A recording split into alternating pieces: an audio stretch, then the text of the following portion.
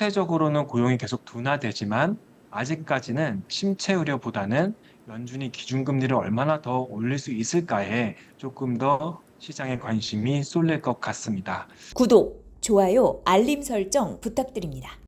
네, 채권보의 진행자 이지 기자입니다. 오늘 8월 28일 월요일 시장이고요.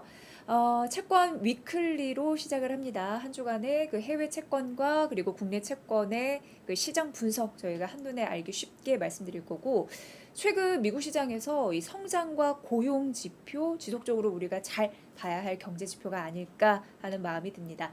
자, 그럼 한 주간의 글로벌 채권 시장의 분위기는 어땠는지 바로 확인하러 가겠습니다. KB증권의 박준우 연구원 오늘도 연결합니다. 네, 연구원님 안녕하세요. 네, 안녕하세요. KB증권 박준우입니다. 네, 월요일마다 정말 채권 V 위클리 기대가 됩니다. 자, 오늘도 좀 분석을 좀 부탁드릴 텐데, 달러는 뭐 강한 모습이 여전해요. 어떻게 보셨습니까? 네, 지금 최근 몇 주 동안 달러가 다시 강세 흐름을 보이고 있습니다.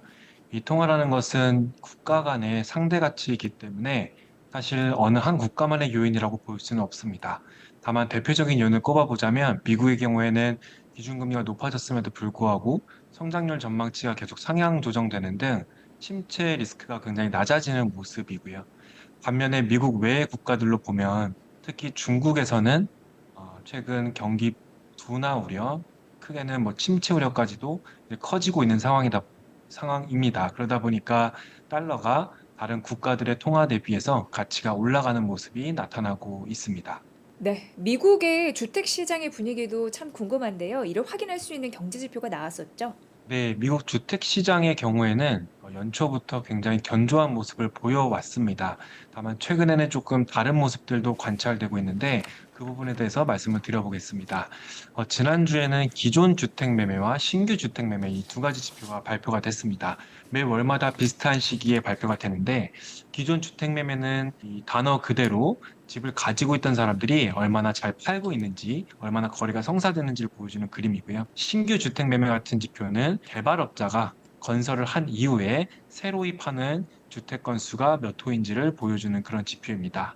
근데 왼쪽에서 보시면 신규 주택 매매는 꾸준하게 반등하고 있는 모습이 나타나는 반면에 기존 주택 매매는 소폭 반등을 하다가 다시 꺾이는 모습입니다. 이 신규 주택 매매가 계속 반등하는 이유는 주택 개발업자들이 여러 가지 인센티브를 제공을 하면서 새로운 소비자들에게 주택을 잘 팔고 있다 이렇게 저희가 해석을 할 수 있는데요. 반면에 중요한 건 이제 기존 주택 매매입니다. 기존 주택 매매 같은 경우에는 집을 가지고 있는 사람이 집을 내놔야 되는데 사실은 금리가 워낙 높아졌다 보니까 가지고 있던 집을 팔려고 하는 수요가 굉장히 없는 상태입니다. 주택 재고가 굉장히 낮은 상태다 보니까 실제로는 이 기존 주택 매매가 잘 일어나지 않고 있는 모습이 나오고 있고요. 또 다른 한 가지 이유를 보자면 오른쪽에 제가 파란색 선과 노란색 선을 같이 그려두었는데 파란색 선을 보면 어포더빌리티 인덱스라고 해서 미국 가계가 주택을 사기에 얼마나 좋은 환경인지를 나타내는 지표라고 보시면 되겠습니다. 당연히 주택 가격이나 가계 소득 같은 것들을 다 감안을 해서 현재 주택 가격 대비해서 미국 가계들이 부동산을 사기 얼마나 쉬운지 어려운지를 보여주는 지표라고 보시면 되겠습니다. 2023년부터는 또 다시 하락세가 이어지고 있는데 그 이유를 두고 보자면 주택 가격이 최근에 좀 오르면서 새로이 주택을 사고자 하는 사람들 입장에서는 조금 가격 부담이 생겨나고 있는 그런 상황이라고 보시면 되겠습니다. 최근에 주택 가격이 실제로 반등을 하고 있어서 경기에 긍정적인 요인도 분명히 존재하지만 가계 소득이 늘어나지 않는 상황에서 주택 가격만 높아지게 되면 사실은 주택 구매하기는 점점 어려워지는 환경이라고 볼 수가 있겠습니다. 그래서 이제 주택 시장이 앞으로 계속 견조한 흐름을 보일지 아니면 이런 기존 주택 매매에서 보이는 것처럼 다시 거래가 급감하고 부동산 가격이 다시 꺾일지를 앞으로 좀 더 지켜봐야 될 것으로 생각이 됩니다. 네, 이번 주는 뭐니 뭐니 해도 하이라이트가 미국의 그 고용 보고서다라는 얘기가 나오는데요. 이게 맞을까요? 네, 맞습니다. 미국 고용 지표가 또 금요일 날 발표가 될 예정입니다. 네, 다만 그거에 앞서서 아까 말씀드린 주택 시장과 관련해서 화요일 달은 부동산 가격이 또 발표가 될 예정입니다. 이 부동산 가격 발표된 이후에 금요일 날은 비농업 부문 고용이 발표될 예정입니다.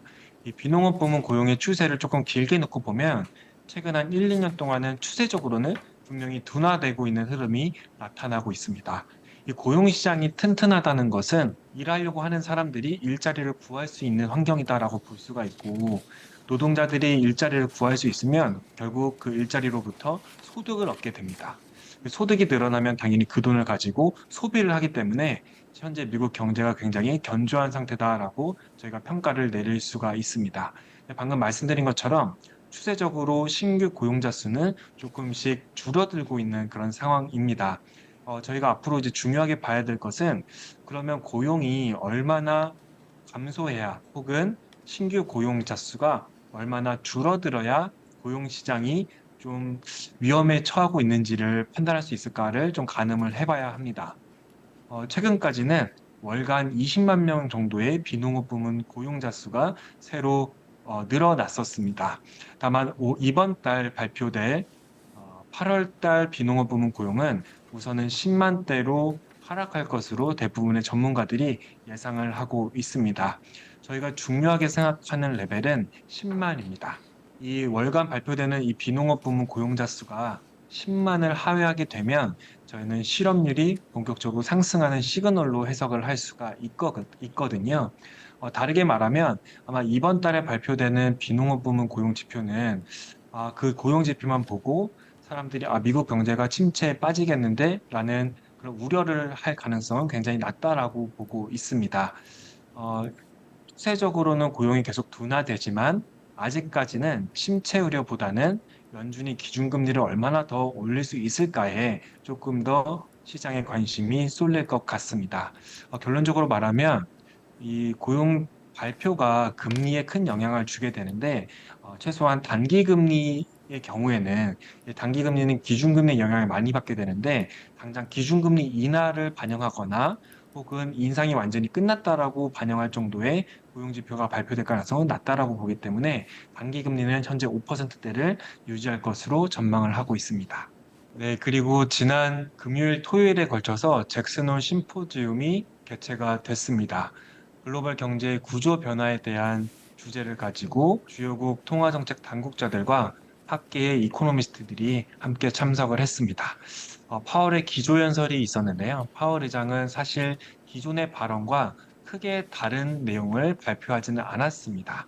다만 그럼에도 중요한 포인트를 몇 가지를 짚어보자면 파월 의장은 필요한 경우에는 추가로 기준금리 인상을 하겠다라고 밝혔습니다. 6월 FOMC의 점도표를 보면 연준 위원들은 연내 추가 1회 인상을 반영을 하고 있기 때문에 그와 일맥상통한 발언이라고 볼 수가 있겠습니다. 다만 파월 의장이 무조건 기준금리를 인상을 하겠다라고 말한 것은 아니고 과도한 긴축과 과소한 긴축을 모두 고려하겠다라고 발표를 했습니다. 그게 어떤 말이냐면 지금 미국 기준금리는 어쨌든 목표를 하고자 하는 기준금리 수준에 거의 도달한 상태입니다. 결국 여기서 한두 번 더 인상을 하느냐 아니면 동결 기조를 이어가느냐 이 갈림길에 지금 서 있는 상태인데요.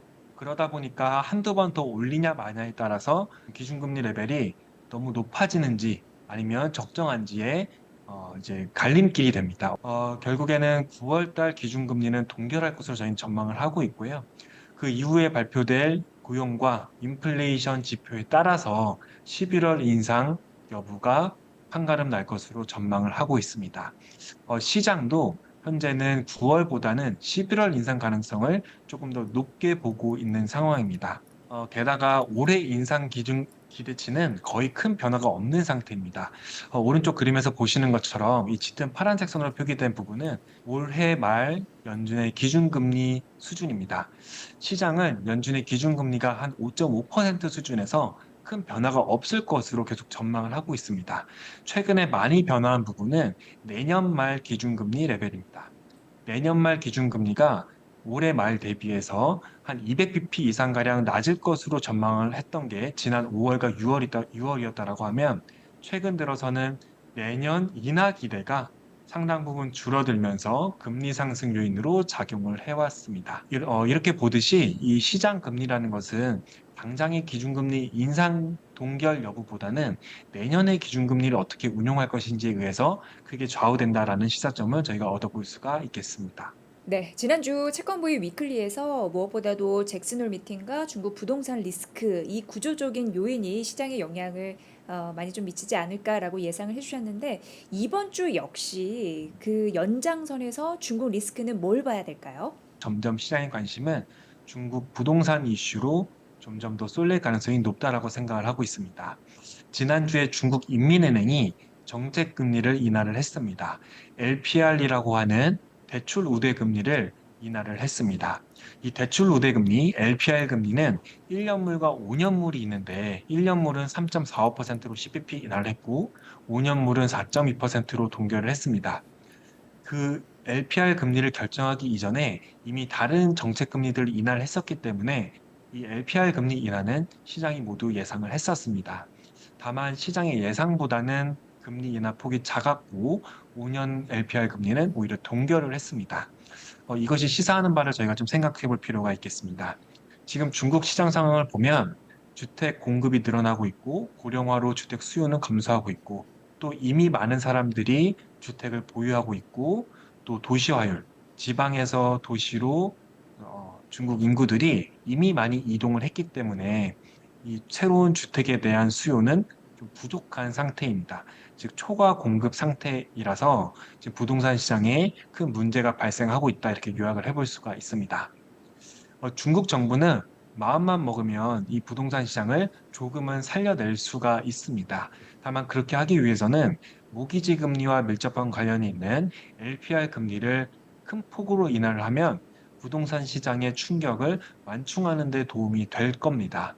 다만 중요한 건 5년 LPR 금리를 동결했다는 점입니다.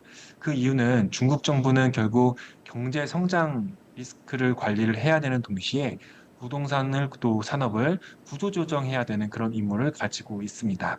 지금 만약 LPR 금리 혹은 다른 금리들을 더 많이 낮춰서 부동산 구조조정을 뒤로 미루고 지금 당장의 경기 부양에 힘을 쓰게 되면 구조적인 문제가 점점 더 심각하게 됩니다. 오른쪽 그림에 보시면 중국, 미국, 일본의 민간, 그러니까 기업과 가계의 부채 비율을 같이 그린 겁니다. 보시면 노란색 선으로 표기된 중국의 민간 부채는 지난 30년 넘게 동안 꾸준히 우상향을 해왔습니다. 다른 일본과 미국 같은 주요국과 달리 이 부채가 한 번도 거의 제대로 줄어든 적이 없다라는 것을 의미합니다.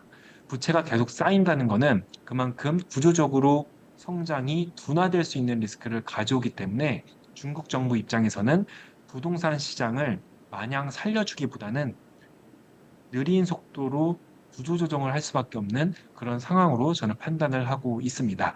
그러다 보니까 이 부동산 시장과 밀접한 관련이 있는 LPR 금리도 크게 인하 못한 거고요. 이것이 글로벌 금리 시장, 글로벌 채권 시장이 의미하는 바는 결국 중국의 부동산 중심의 성장세가 둔화됨으로써 이 중국 부동산 시장이 큰 영향을 미쳤던 원자재 가격이라든지 글로벌 원자재 수요가 둔화되는 요인으로 좀 판단을 하고 있습니다. 최근에 특히 이제 유가들도 소폭 반락을 하고 있는 과정인데 그 배경에는 중국의 부동산 리스크가 자리 잡고 있다 이렇게 보고 있습니다. 그렇게 원자재 가격 상승 여력이 낮아진다라고 하면 원자재 가격에 민감한 인플레이션이 더 빠르게 낮아질 가능성도 있고 그렇게 되면 미국을 포함한 글로벌 금리 상승 압력도 다소 완화될 수 있을 것으로 전망을 하고 있습니다. 따라서 이 중국 부동산 이슈는 단기적인 이슈는 아니기 때문에 올해 말 그리고 내년까지 길게 보더라도 글로벌 금리의 점진적인 하락 압력으로 작용할 것으로 전망을 하고 있습니다. 네, 이번 주는 미국에서는 고용 그리고 중국에서는 부동산 리스크에 따른 정책의 방향성 주의객도 잘 봐야 될 것 같습니다. 한 주간의 글로벌 채권 시황 아주 잘 들었습니다. KB 박준우 연구원님 고생 많으셨습니다. 고맙습니다. 네, 감사합니다. 8월 28일 월요일 국내 채권 시황 분석입니다. 국내 채권 시장은 주 초반 이창용 한국은행 총재가 물가 안정 성과는 우리나라가 더 좋다라고 강조하자 채권 시장은 강세를 나타냈지만 이 잭슨홀 미팅 경쟁함으로 인해 곧 약세를 보이면서 전 구간에서 금리가 상승했습니다. 이후 금통위에서 기준금리를 3.5%로 동결하자 차익 실현 수요가 나오면서 강세가 주춤했지만 만장일치로 결정됐다라는 소식에 금리가 큰 폭으로 하락했습니다. 주 후반은 국고 30년 입찰 수급 우려로 금리가 상승하면서 마감했습니다. 국채 시장은 상대적으로 단기물 구간이 약세를 보였습니다. 은행채 발행액은 2조 7,700억 원으로 전주 대비 5,800억 원 감소했습니다. 은행권이 유동성 커버리지 비율 LCR 정상화에 맞춰 선제적으로 자금을 조달하면서 발행물은 전주 대비 감소하는 모습이었습니다. 신규 발행물은 혼조세를 나타냈고 유통시장에서 신한은행의 이표채가 강하게 유통됐습니다. 회사채 시장은 여전히 한산했습니다. 전체 유통량은 3조 4,653억 원으로 전주 대비 4,406억 원 증가했습니다. AA 구간은 비교적 큰 폭으로 유통량이 감소했지만 초우량 등급에서는 다소 증가하는 흐름이었습니다. 회사채 발행 시장은 계절적 비수기가 마무리되며 발행 시장에서는 신규 발행이 재개될 예정입니다. 네, 채권부위가 회사채에 투자하고 싶으신 분들을 위해서 정보 제공합니다. 이번 주 수요 예측 일정 정리했는데요. 화면 집중해 주세요. 이상 채권부위 위클리 시간이었습니다. 전국이 흐리고 비 오는 날씨가 내일까지 이어진다고 하는데요. 마음만큼은 행복한 그런 한 주 되시기 바랍니다. 채권부위 식구님들 한 주 화이팅입니다. 시청자 여러분의 구독의 힘이 채권부위에게는 큰 힘이 됩니다. 기존 영상과 추천 영상에도 좋아요 부탁드립니다.